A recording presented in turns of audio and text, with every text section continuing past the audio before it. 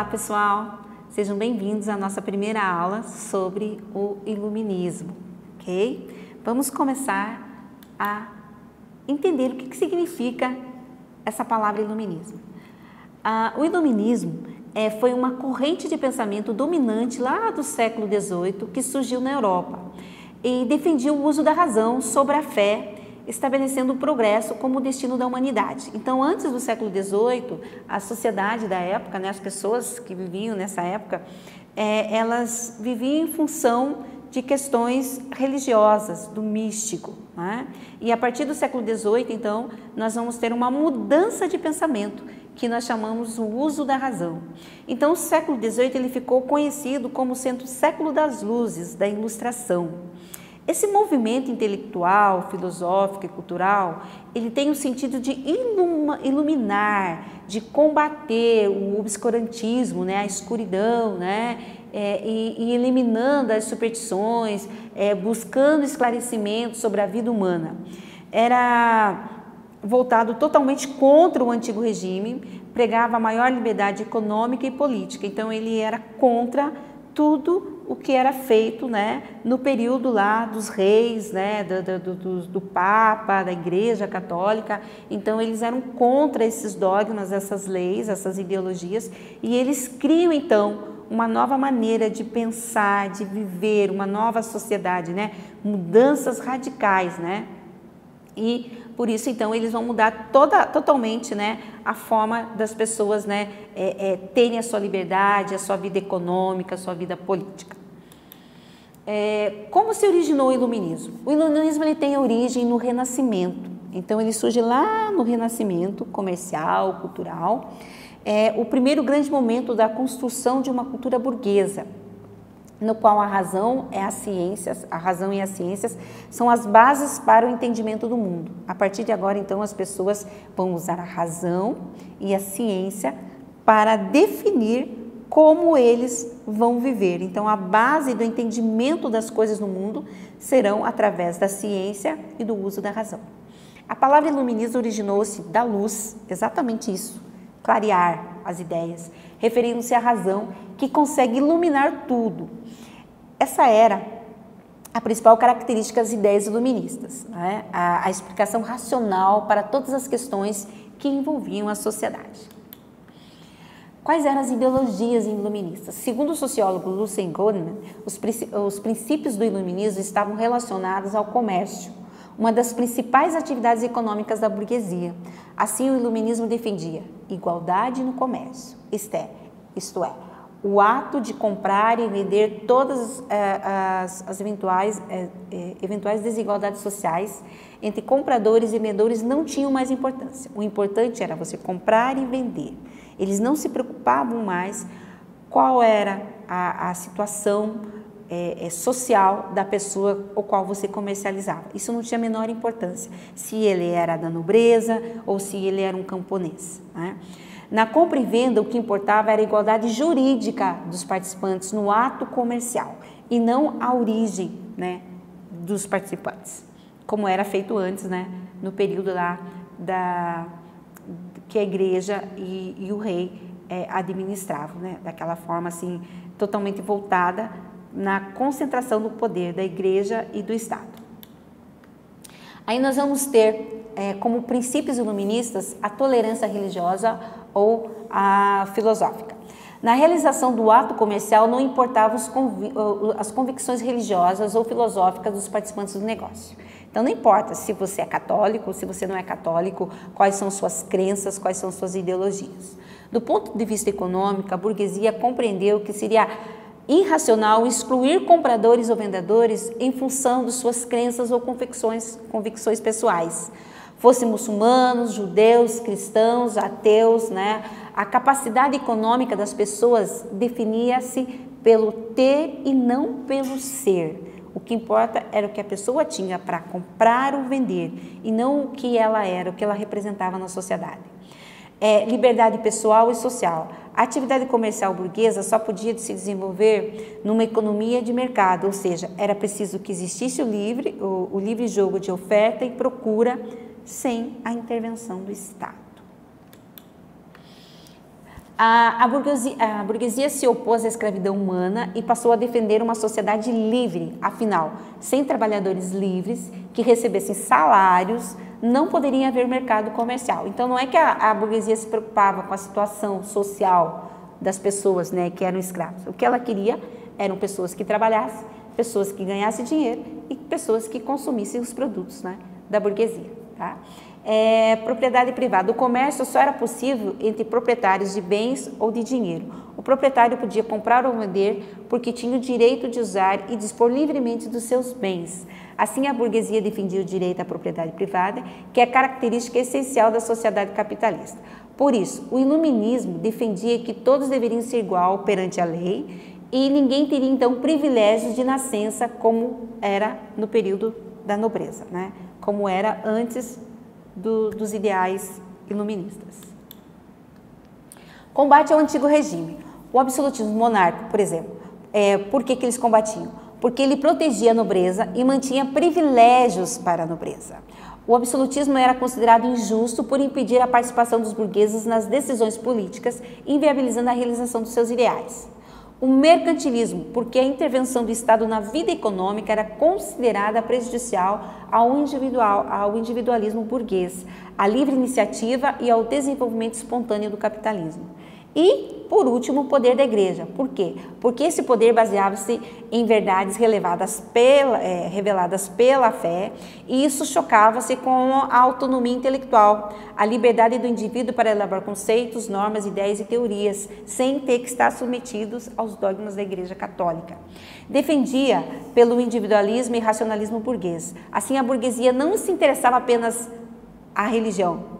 Ela desejava o avanço das ciências, das técnicas que favorecessem os transportes. Então, a burguesia se desapega daqueles dogmas da Igreja Católica e ela vai buscar a ciência para que ela consiga desenvolver, né, estratégias que possibilitem o transporte dos seus produtos e a renda do seu comércio. Olha bem como está fundamentada aí o uso da razão, né?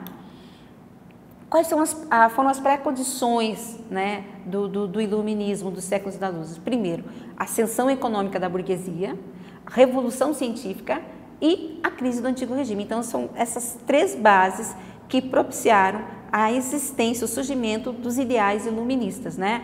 A burguesia, ela vai crescer economicamente, vai investir na revolução científica e o antigo regime vai entrar em crise e isso vai favorecer, então, essa nova forma de pensar em relação ao mundo, né? De mudanças, né?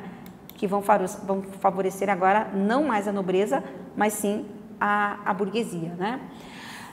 Atrelada à classe burguesa, né, que lutava contra a intervenção do Estado na economia, nós vamos ter então a burguesia, ela pagava altos impostos, né, e é ela que sustentava. Ela sustentava quem? A nobreza e o clero. Por quê? Porque os nobres, eles tinham cargos no governo, eles não pagavam impostos e eles tinham todo o prestígios e privilégios na sociedade. E o clero também tinha privilégios e também não pagavam impostos, tá? E a burguesia é que acabava, né, tendo que socorrer essas outras duas classes. Então, essas foram as condições também determinantes para que houvesse essa mudança, né, radical aí na forma de pensar.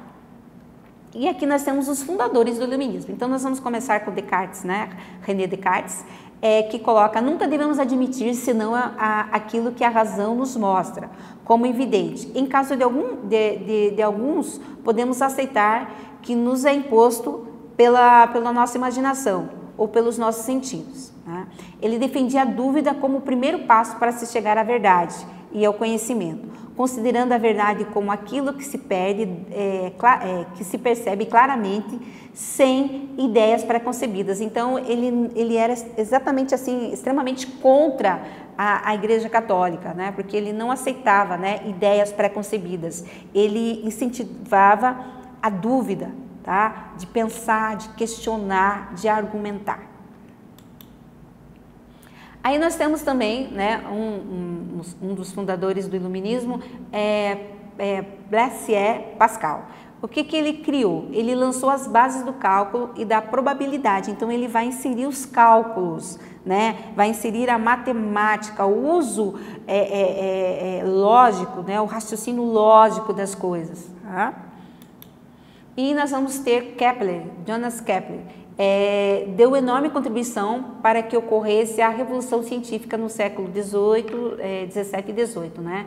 Kepler demonstrou as 3 leis básicas do movimento planetário. A primeira afirma que os planetas do sistema solar giram ao redor do Sol e descreve a órbita, né, elíptica, aproximando-se das circulares pela segunda lei e a velocidade do movimento. Se adapta à posição do planeta na curva elíptica de modo uniforme, ainda que não constante. E a terceira estabelece uma proporção fixa entre o raio da órbita e o tempo do planeta, leva para descrevê-la. Então, nós podemos observar que nós vamos ter agora pesquisas, né, através da observação, da experimentação, nós vamos ter pesquisas que provam, né, cientificamente as coisas e não mais o uso do imaginário. E nós temos aqui Isaac Newton. Né? Isaac Newton ele identificou o princípio da gravidade universal. Ele fundou em seus escritos as ideias de que o universo criado por Deus é governado por leis da física. Defendeu a experiência como meio de fundamentação. Não é que eles não acreditavam em Deus, eles acreditavam em Deus sim, mas eles, partindo dessa crença em Deus, eles conseguem usar a ciência, tá? O uso da razão para entender as coisas de forma racional.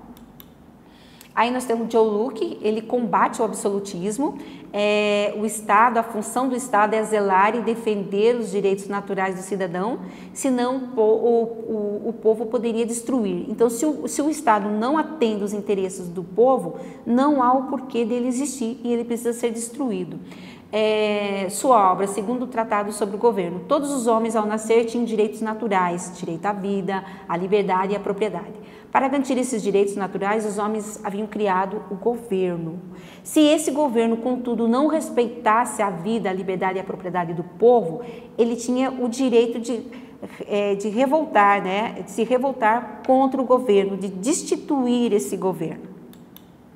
Nós temos Montesquieu, só o poder limita o poder. Quem é o poder? É o povo. Só o povo limita o poder das pessoas que representam eles, né? E ele cria sua obra O Espírito das Leis nas Cartas Persas. Ele dividiu, então, os 3 poderes e a autonomia que garantia o cumprimento das leis vigentes e a liberdade dos cidadãos. Então, nós vamos ter aí os 3 poderes criados por Montesquieu, né? Que é o legislativo, executivo e judiciário. Aí nós temos Voltaire. Só haverá liberdade quando o último rei for enforcado com as tripas do último padre. Com essa frase a gente pode perceber, né, fica bem claro, né, a ideia que ele tinha em relação à igreja e o governo. Ele era crítico da religião, do clero e também da monarquia nobreza. Ele pregava a liberdade de expressão e uma frase assim que ficou marcada, né, e que ela é muito assim dentro da nossa realidade hoje é o seguinte: posso não concordar com nenhuma das vossas palavras, mas vou defender até a morte o direito de você enunciá-la, ou seja, a liberdade de expressão. Eu posso não concordar com você, mas você tem todo o direito de se expressar, tá? E a obra que ele criou foi o Dicionário Filosófico das Cartas Inglesas. Aí nós temos Jean-Jacques Rousseau, o homem nasce bom, a sociedade o corrompe. O bebezinho não nasce um psicopata, mas dependendo da forma com que ele é tratado, ele pode desenvolver isso, não é? E a famosa obra dele é o Contrato Social. Adam Smith ele vai pregar o liberalismo econômico, a riqueza das nações, fazer um estudo sobre o sistema capitalista, onde ele prega capital aliado ao trabalho igual a verdadeira riqueza e nação. Nessa obra, Adam Smith ele criou a política mercantilista, que se baseia na não intervenção do Estado. A economia ela deveria ser dirigida por livre jogo de oferta e de procura no mercado. Ele defendia que o trabalho era a verdadeira fonte de riqueza para as nações e deveria ser conduzido pela livre iniciativa dos particulares, ou seja, ele era contra a intervenção do Estado. O Estado deveria permitir que os comerciantes eles comprassem e vendessem ao seu bel prazer, a ter a liberdade. Isso a gente chama de liberalismo econômico, que é defendido inclusive hoje, né, por uma grande maioria dos empresários.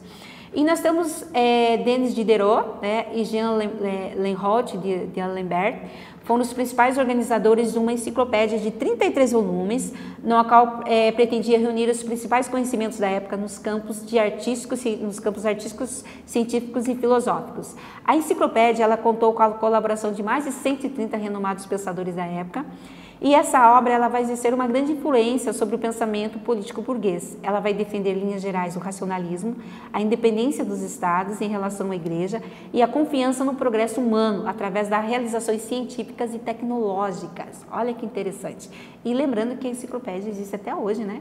E foi a forma mais rápida que eles encontraram de levar as informações, levar o conhecimento às pessoas, principalmente aquelas que eram desprovidas, né, de leitura, de saber ler, de saber escrever. Só com as imagens ali que eles folhavam, eles conseguiam entender, né?